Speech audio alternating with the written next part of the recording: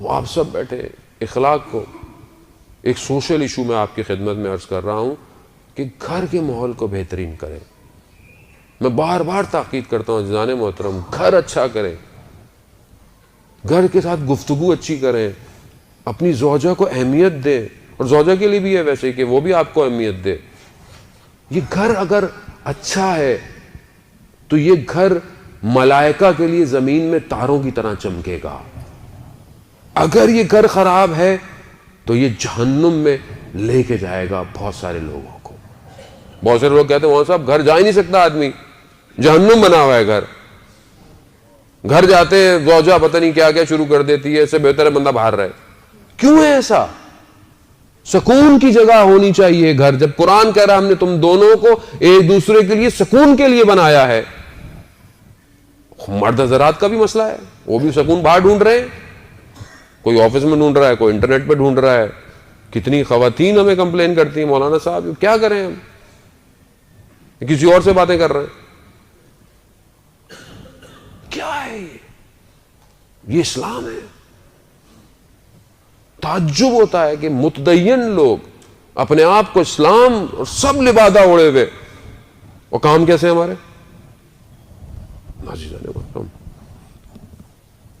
آپ پھر بولیں گے مولانا صاحب پھر اسٹریس دے رہے ہیں. نہیں، اسٹریس کی بات نہیں ہے عزیزان محترم، یہ ذمہ داری ہے. یہ میرے سے تو امام زمانہ نے پوچھنا ہے کہ ہم نے تمہیں بھیجا تھا، تم نے معاشرے کی برائیوں کو کیوں نہیں بولا، بات کیوں نہیں کی؟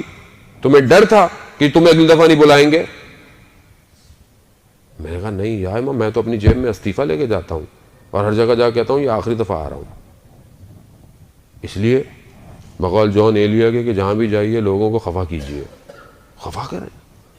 یہ ہم سے خفا ہوں مگر امام کی رضایت ضروری ہے. مولانا رومی نے مصنوی نے ایک واقعہ بیان کیا، میں آپ کی خدمت میں عرض کروں. یہ ایشو بہت زیادہ ہو گیا عزیزان محترم، صبح شام میسیجز اسی کے آتے ہیں، اور ہر معاشرے میں کون سا ہر معاشرے کے اندر یہ مصیبتیں ہوئی ہوئی ہیں. مولانا رومی نے بیان کیا کہ واقعہ مصنوی میں حکایت بیان کی کہ ایک شخص تھا، میں نے پہلے بھی بیان کر چکا ہوں. ایک شخص تھا گاؤں میں، اس کے بڑے مسائل تھے، روحانی مسائل تھے، اقتصادی مسائل تھے. اس نے بولا سنا ہوتا شیخ صاحب ہیں ایک گاؤں میں رہتے ہیں، میرے مسائل حل کریں گے. جب اس کی زمین کاش نکلی تو چلا گیا، شیخ صاحب کا گھر ڈھونڈتے ڈھونڈتے پہنچ گیا. شیخ صاحب کے دروازے پر دق الباب کیا تو اندر سے خاتون نکلی. ان کا شیخ صاحب کہاں ہیں؟ انہوں نے شیخ صاحب کو صلواتیں سنا دی. کون شیخ؟ نہ وہ کسی کام کا نہ کچھ ہے، کوئی نہیں رہتا یہاں، نکل جاؤ. یہ بہت تعجب کیا، میں تو اتنا احترام سمجھتا تھا شیخ صاحب کا. گیا وہ گاؤں میں، دوسری جگہ دیکھا تو ایک تندور ہے، اس سے پوچھا شیخ صاحب کا تو کہاں وہ جنگل میں گئے ہوئے ہیں، وہ لکڑیاں لا کے مجھے بھیجتے ہیں، میرا تندور چلتا ہے، ان کا گزارا ہوتا ہے. وہ بھی جنگل چلا، چلتے چلتے دیکھا جنگل بڑا گھنا ہو گیا تو اسے ڈر لگا کہ پتہ نہیں کوئی جانور نہ آ جائے. پلٹنے لگا تو دیکھا ایک بہت دھان پان سا کوئی بہت نازک سا کوئی شخص آ رہا ہے. تو جب قریب گیا تو دیکھا کہ پوچھا کہ آپ شیخ صاحب کو جانتے ہیں؟ کہا میں ہی ہوں. تو اچانک سے اس نے دیکھا کہ برابر میں ایک ببر شیر بھی ہے کہ جس کی پیٹھ کے اوپر لکڑیاں رکھی ہوئی ہیں. تو یہ گھبرا گیا، بولنے لگا کہ انہوں نے ڈرو نہیں، بیٹھ جاؤ. وہ بھی بیٹھ گیا، وہ شیر بھی وہیں بیٹھ گیا. اب اس نے اپنے مسائل بولنا شروع کیے. تو اس نے آخر میں کہا کہ میں نے جتنا آپ کے بارے میں سنا تھا اس سے زیادہ آپ کو پایا. سارے مسائل آپ نے روحانی، معنویت، اقتصادی سب مدد لے. میں کہتا شیخ صاحب مجھے ایک بات سمجھ میں نہیں آئی. میں آپ کے جو گھر گیا تھا، آپ کی جو گھر میں کام کرنے والی ہے بہت بدتمیز ہے. اس نے بڑھتے نے آپ کے بارے میں کیا بولا؟ تو انہوں نے بولا کہ میاں صاحب آرام سے بات کیجئے، وہ ہماری زوجہ ہیں، ان کو تحمل کرتے ہیں تو جنگل کا شیر گھٹنے ٹیک کے بیٹھا ہوا ہے. تو اب آپ خوش مت ہوں، اصل میں آپ کی زوجہ بھی آپ کو برداشت کر رہی ہے. یہ دونوں کے لیے عزیزان محترم وہ تحمل، اسلام، صبر. گاڑی کے ویل بیلنسنگ کی ضرورت ہوتی ہے، بیلنس آؤٹ ہو جائے گاڑی ٹھک جائے گی کہیں نہ کہیں جا کے. خود دونوں ویل صحیح ہونے چاہیے. آپ ایک جگہ سٹیپ نہیں لگا دیں گاڑی ٹیڑھی ہو جائے گی آپ کی. دونوں کو صحیح چلنا ہے. آپ اس کو برداشت کر رہے ہیں، وہ آپ کو برداشت کر رہی ہے. ایک وجود کو برداشت کرنا آسان ہے. آپ تو صبح شام باہر نکال کے ہوا کھا لیتے ہیں، وہ تو سارا دن گھر کے اندر ہے. جن کی زوجہ کام نہیں کرتی وہ تو گھر کے اندر ہے. اگر آپ اس کی زندگی اس کے اوپر سخت کر دیں کہاں جائے وہ تو اپنے ماں باپ کا گھر چھوڑ کر آئی آپ کے لیے تھی. سارا دن آپ کے بچوں کی خدمت کرتی ہے, کچن میں سارا دن کھڑی رہے, پھر بھی آپ جا کے اخلاق, قدر, علی کے ماننے والے کیسے ہوتے ہیں کہ جب ان کی شادی ہوئی تو جب پہلی رات بی بی کے چہرے کو غمزدہ دیکھا تو مولا کائنات نے کیا کہا؟ کہا فاطمہ کیا ہوا؟ کہا مجھے باپ کے گھر سے آپ کے گھر پہ آنا یعنی منتقل ہونا مجھے اس دنیا سے قیامت کے انتقال کو یاد کروا رہا ہے. کمال ہے. کہا ہم دونوں عبادت کرتے ہیں اور آج ہماری شادیوں میں کیا ہوتا ہے؟ آپ تصور کریں, ہم نے شادیوں کو اتنا سخت کر دیا ہے کہ آج معاشرے میں گناہ ہو رہا ہے.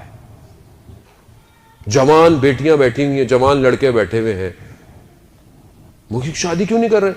ہاں صاحب کیا کریں, امی نے بولا 8-9 لاکھ روپے ہوں گے تو شادی ہوگی. کہاں سے لائے وہ؟ جب پروردگار اور اسلام اور قرآن اور رسول کہہ رہے ہیں کہ تم شادی کرو, ہم فضل کرنے والے ہیں, ہم کرم کرنے والے ہیں, تو کیوں نہیں خدا کی بات پہ یقین ہے ہمیں؟ میں جانتا ہوں باپ کے پاس پیسے نہیں ہیں اور اس کی بیٹیاں ہیں, اس قسمہ پرسی میں جب وہ شادی کر رہا ہے تو لڑکے والے کیا کہتے ہیں؟ بھائی ہمارا تو ایک ہی بیٹا ہے نا, دیکھیں ہم تو ایسے کریں گے. وہ قرضے لے لے کے مقروض ہو کے بیچارہ, کس کا قصور ہے عزیزان محترم؟ اب آپ ایک دوسرے بنگلیاں اٹھائیں گے, وہ ایسے کرتا ہے, میں نے کب ایسے کیا؟ کیا میں یہ پہل کر رہا ہوں کہ آج میرا بیٹا ہے میں اس کی سادگی سے شادی کروں, میری بیٹی ہے میں اس کے ساتھ ایسے کروں؟ آج ہم سیرتوں سے تو شادیاں نہیں کر رہے, آج ہم لوگ بینک بیلنس سے شادی کر رہے ہیں. آج ہمارا فرنیچر ایسا ہونا چاہیے, فریج فلانے برانڈ کی ہونی چاہیے, ہم لکڑی اور لوہوں سے شادی کر رہے ہیں. ہم دین تھوڑی دے رہے ہیں اپنے گھر والوں کو. لوگوں کو روتے ہوئے دیکھا ہے عزیزان محترم, سسرال والے آئے, یہ کپڑے لے کے نہیں آئے, فلانا نہیں لے کر آئے, یہ نہیں لے کر آئے. کیا ہے یہ؟ کون صحیح کرے گا مجھے بتائیں؟ نبی تو نہیں آئے گا کوئی, اور جب تک معاشرہ صحیح نہیں ہوگا امام نہیں آئے گا, نہیں آئے گا وہ. اور میں یہاں پہ, میری تو ایک ہی دفعہ شادی ہے, میرا تو ایک ہی بیٹی ہے, میرا تو ایک ہی بیٹا ہے, مولانا صاحب ہمیں تو دھوم سے کرنی ہے. لوگ تالیاں بجا کے چلے جاتے ہیں, پھر آپ کی اپنی تالی بجتی رہتی ہے. خوف کریں, رب راضی نہیں ہو رہا. خاندان والے کیا باتیں کریں گے, ایسے کپڑے نہیں بنائے, ایسی ویڈیو نہیں بنی, ایسے کھانے نہیں لگے, 7 رنگ کے کھانے ہونے چاہیے. بھوکوں کو کھانا کھلائیں, پیٹ بھروں کو کھانا کھلا کے کون سا کھانا, اس پہ بھی راضی تھوڑی ہوتے. ہمیں تو وہ بوٹیاں نہیں ملی بہت ساری, ہمیں تو جوس نہیں لا کے دیا کسی نے, کولڈ ڈرنک نہیں ملی, اور کھانے پہ ہمیں معاشرے کی اوقات نظر آتی ہے. ہمارے یہاں آپ دیکھیں کھانا کھلتا ہے, ہمیں انسان کی اوقات پتہ چل جاتی ہے کہ شکم کے لیے زندہ ہے اس انسان. عزیزان محترم, گدھا 1000 سال پہلے بھی گدھا ہی تھا, گدھے میں کوئی تبدیلی نہیں آئی ہے 1000 سال پہلے. انسان ضعیف ہے بہت سارے معاملات میں, انسان ہوا میں اڑ نہیں سکتا, انسان سمندر کی تہوں میں نہیں جا سکتا, انسان رنگ نہیں بدل سکتا, لیکن اللہ نے انسان کو اس آنکھ اور اس ماتھے کے درمیان, 2 کانوں کے درمیان میں دماغ ایسا دیا ہے کہ وہ جہاز بنا کر پرواز کر سکتا ہے, سب میرین بنا کر سمندر کی تہوں میں جا سکتا ہے, ٹیلیسکوپ بنا کر دنیا کے سارے رنگ دیکھ سکتا ہے. گدھا مگر گدھا ہے, 1000 سال بھی پہلے تھا وہ. مگر انسان اگر وہی جانوروں کی طرح ہو, ڈھکن کھلتے ہیں جب شادیوں میں تو وہاں پتہ چلتی ہے اوقات انسان کی. سب یوں بھر کے لے کے پلیٹ میں سامنے رکھے ہوئے ہوتے ہیں کہ پتہ نہیں زندگی کا آخری کھانا ہے یہ, پھر تو ملنا ہی نہیں ہے. بھائی لفافہ دیا تھا, کچھ تو کھائیں. 4 بوتلیں سامنے رکھ دیں, اور جو ویڈیو بنانے والا تھا کہتا ہے بعد میں بنانا, برا لگے گا, لوگ کیا دیکھیں. اب بولیں گے مولانا صاحب تو بالکل ہی زوم ہو جاتے ہیں معاشرے کے اندر. تو کہاں ہوں بھائی, میں اسی معاشرے کا ہوں. اور میں آپ کو, ممبر کا مسئلہ تو یہی ہوا ہے کہ ممبر نے آپ کو ہوائی باتیں سنائی ہیں 25 سال سے, ہوا میں رکھا ہوا ہے. جو فضائل انسان کے ظاہر کو صحیح نہ کر سکے وہ انسان کے باطن کو کیا کریں گے؟ وہ ظاہر نہیں بدل پا رہا جس عقیدے سے آپ کا, وہ قبر میں آپ کو یا اس عالم ملکوت میں آپ کو وہ عقیدہ کہاں لے کے جائے گا؟ میں علی کا ماننے والا، علی کا ماننے والا میدان میں کھڑا ہو تو اس کے پاؤں نہیں لرزتے.